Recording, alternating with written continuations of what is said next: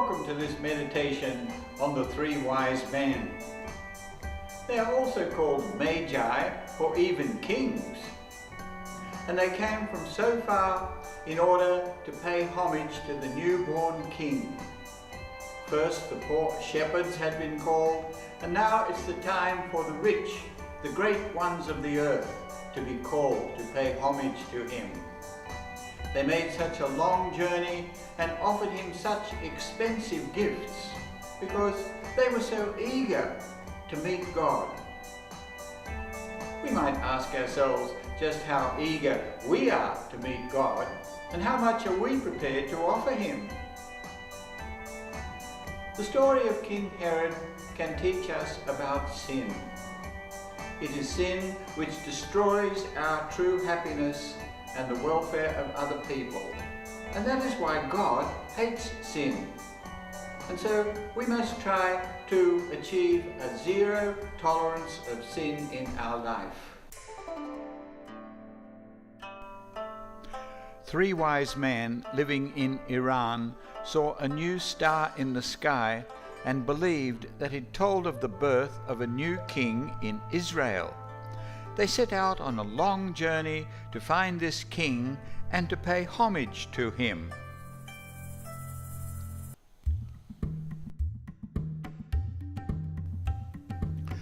They must have traveled thousands of kilometers for up to 2 years. They would need to have been very rich to be able to mount such an expedition.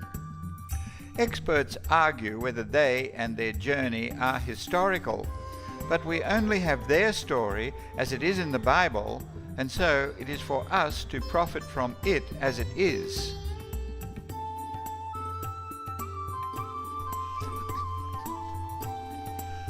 They arrived in Jerusalem and asked about the new king, but found very little interest. If God were to be born in poverty among us today, I wonder how many people would take an interest. Of course, if he came as a great king in power, wealth, and splendor, the whole world would run after him.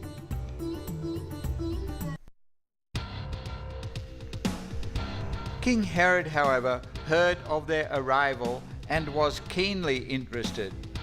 Herod was a cruel psychopath who was obsessed by the idea that people were trying to get rid of him. He murdered anyone who seemed to be challenging him.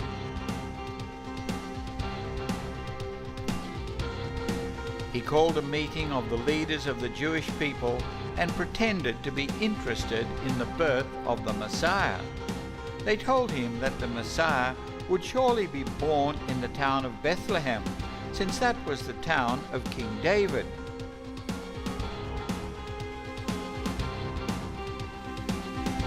He called the three wise men and gave them the information that they would probably find the newborn king in the town of Bethlehem. He sent them off, telling them to report back to him if they found the Messiah, because he too would like to pay homage.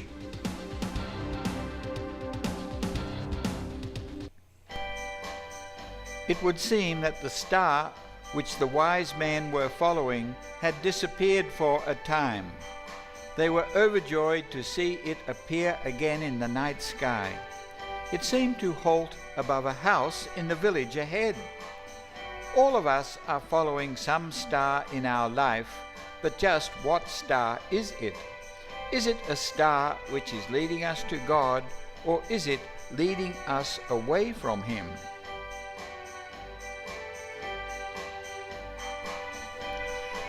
Peter Rubens has given us this picture of the Magi worshipping the child Jesus. They offered him their gifts of gold, frankincense, and myrrh, which were perhaps the most expensive gifts they could offer. The picture shows the great ones of the earth worshipping God in the form he has taken, that of a little child.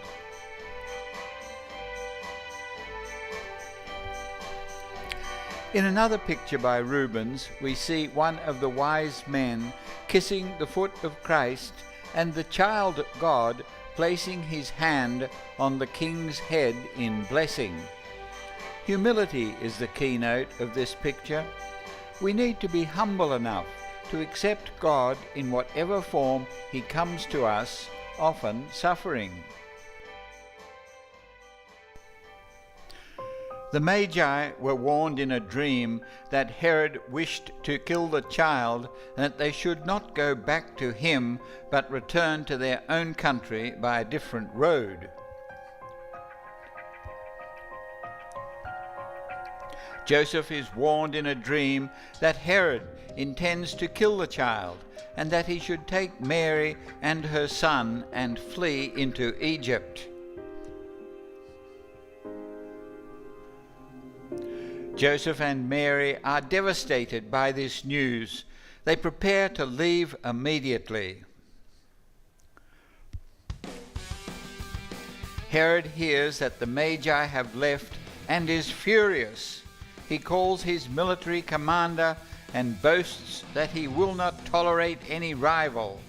He has already killed his favorite wife and 3 of his sons, suspected of plotting against him.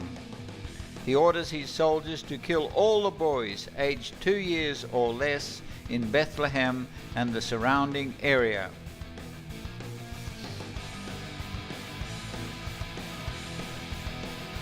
The soldiers depart from Herod's palace, sent on their dreadful mission of murder. What did they think as they rode out to murder all the babies they could find? People are always responsible for their behavior and cannot escape their responsibility by saying that they were acting under orders. Arriving in Bethlehem, they relentlessly hunt down all the male babies and boys up to 2 years old. There must have been terrible scenes of murder, screaming, pleas for mercy, and cries of hopelessness.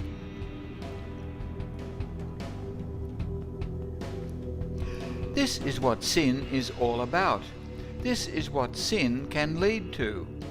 We must try to understand that God hates sin because he loves us, and he knows that sin destroys our welfare and happiness. We must try to achieve a zero tolerance of sin in our life.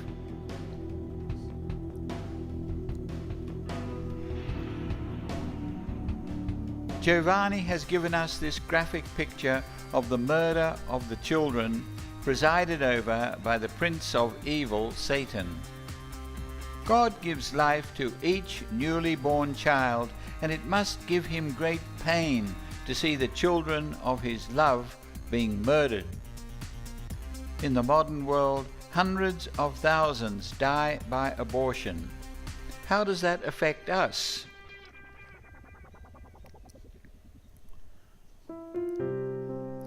Mary and Joseph had left with the child before the soldiers arrived and were fleeing across the desert to Egypt. They must have traveled as fast as they could, fearing that the soldiers would come after them.